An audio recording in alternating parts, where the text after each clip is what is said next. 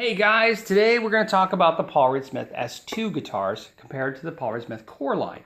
When I did the SE versus Core, I said that, hey, if anyone's interested, we'll talk about S2s. You guys were very interested. I got a lot of emails. Thank you for that. And so we're going to talk about the S2s. Okay, so let's talk about them and compare them to the Core and see why this guitar is different than the Core and why this is maybe an interesting piece of gear. Okay, first off, let's talk about the neck, because that's where the price points change dramatically.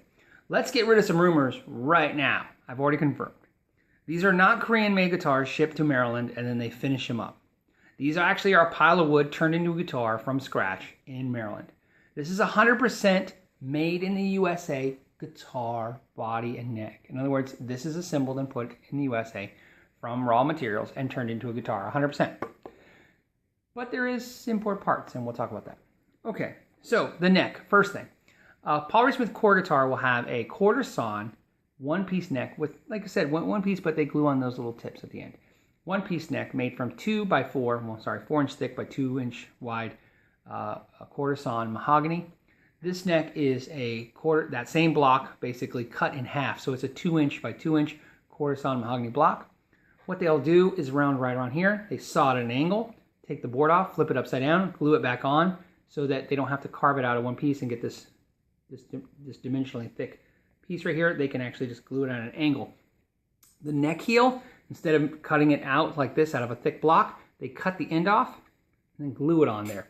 So you essentially have a three-piece neck, which will have no impact on the sound quality at all. The argument could it be the durability? It could be, because again, it could break, although technically speaking, most luthiers believe that glue joints are just as strong as wood joints for the most part. In other words, don't be mad at this thing and it should last forever. Okay. All right, other changes that are relevant. The fretboards are the same and the frets are the same. They're installed the same way and they're the same material, so that's good. The nut is also the same as the Core, so you're getting the same nut. They're proprietary nut that's made in their manufacturer in their factory. The tuning keys are made, apparently import-wise, to be clones of not the current Core models, but the pre-2008 line of guitars. So these are clones of that. I have handled about 20 S2s right now, and all of them, the tuning keys were fantastic. Actually, overall for consistency, I like them better than the Core tuners, because every once in a while I get a Core tuner that's a little stiff, and these have been really great. In fact, my favorite tuners, for sure. So, very good there. You get the Paul Reed Smith script in the gold foil, like they did pre the change where they went to the white plastic on the new current years. And again, it is Paul Reed Smith, not PRS. Like I said in the last video, there was some confusion about that. Like I said, on the SEs, they do not script Paul Reed Smith. They only put the PRS. You get initials, not a full name. Okay. Same aluminum truss cap, same truss rod. Tools are interchangeable, so you're getting the same quality there. Same mahogany type mahogany bodies and maple caps. However, there is a significant change in one spot, which is they do not take the extra time like they do on the Core to do where it comes down and comes back up right here. See how it comes up? Because you have to put sandpaper on your hand and do that by hand, and that takes a skilled worker, and it takes a little bit of time, because if you do anything to misshapen this top, you have to start again, and therefore that is money. So obviously the S2s, to save time, just go with straight angles. Some people complain about that because they look like the SEs, but keep in mind there's a reason why they look like the SEs.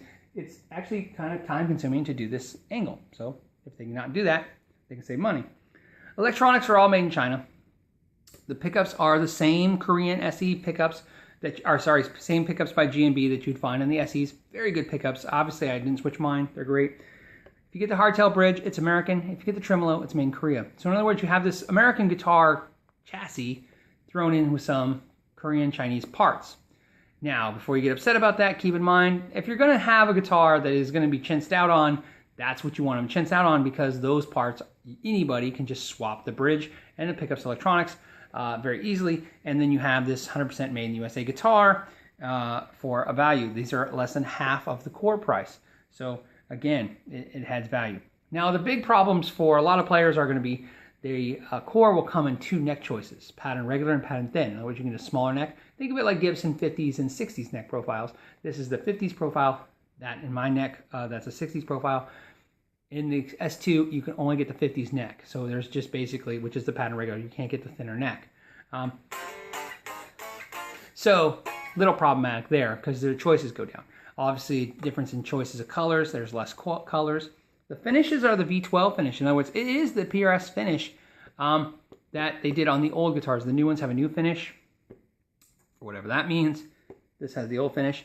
One thing to point out on S2 is this. This top is gorgeous. Like I said, I've had about 20 come to the shop. This is the only one that look like this. The other ones that will look really faded out. So, so I wish they would just go to plain maple caps. But I think they're cost saving. I don't know this for a fact. I think they're taking the tops that are not good enough for the core and slapping them on the S2. If they're not doing that, it sure appears that way. So, because they just seem washed out tops. But again, that's cool. But I would like it if you're not going to give me the beautiful flame top, just give me a plain maple top. But again, I don't know how that affects in their pricing. They do give you the bell knobs, which they don't do on the SEs, and they give you the same in-jack, aluminum plate that they give you on the core. Something weird though, they don't recess the plastic on the back on any of the S2s. It's kind of cheesy, but you know, there it is. But it's right on top. See it? It's like just stuck on there like a, silly. But if you're gonna complain, I'm gonna complain about that. There it is. Okay, so overall, very good guitars. American made for sure, quality. So why are some reasons you may not want to buy an S2 and actually pay for a core? Well, one of the main reasons right off the bat is the core is a proven guitar. It's been around for 30 years. We know what it is as consumers. We know it's the holy grail of Paul Reed Smith. It's the guitar to own. It is great in every way. An S2 is a new product. It's an unproven product. It's been out for only a couple years and no one knows what it's worth. Resale wise, it's very easy to see that online. That a $1,500 guitar like this can sell used for as low as $700 and as high as $1,200, which is a pretty big variance of $500, which means people are having trouble figuring out what the value of it is. So, because it's new, right? We don't know if they'll make these for many years. They may make these for the next 20 years, and they may not make these in the next year at all. And that will, of course, be determined by you, the consumer. If you buy them, they'll make them. If you don't, they won't. And if they don't, it'll be this thing that they made for a couple years, and people might skyrocket the value because people may have liked them and then they can't get them. Or the value could tank because they stopped making them because nobody wanted them. So far, S2 seems to be, I wouldn't say a hit, but something close to that. It seems to be a very practical instrument, mostly because musicians who wanted that Paul Reed Smith quality of neck, because that's what it's all about, folks, with PRS, right? I mean, they reminiscent of the old Ibanez days and all those days where the necks just were fantastic. I don't mean thickness, I mean in the, action super low, no buzz, no dead notes. Just everything was great. So fit and finish work is just fantastic on the necks. That's the whole point of a Paul Reed Smith for a guy like me, is that I play it and it just sounds good. So there's the S2. Now, obviously, I don't need to go over all the core parts because you can go core versus SE video and see what the core is about. But this gives you the value of the S2. So it's a really good guitar, especially, like I said, for less than half of what a core guitar is. It's got a lot of value. And of course, you have to understand if you like it or not, right? My issue, so I'll tell you my issue. If you look at my videos, I actually had two other one of these. And I sold them and I got another one. And I sold it and got another one. And here's why.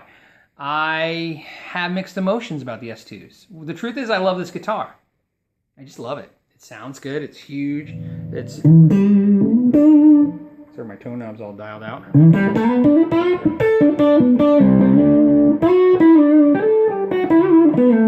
Sound-wise, it's on par with the core.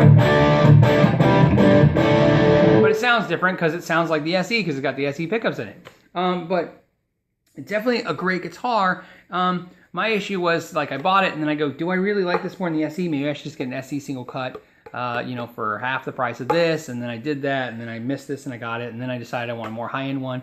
So I got rid of that one and got a high-end one. And then I decided that this one was just as good as the high-end one for half the price. So I went back to this. And that's pretty much where it's at, is just, it's a very good guitar. And that's the important part. It is quality all the way, and it is you know, it's a Paul Reed Smith. Like I said, everything sounds good. The wood sounds nice, right? It doesn't have any kind of weird, like you can hear it resonate. I know it sounds weird to knock on a guitar. I'm not talking about the, just, you can just hear when a guitar kind of almost has some life in it. So definitely cool. All right, guys. Well, I hope that helps. And again, as always, thank you for your time. Know your gear.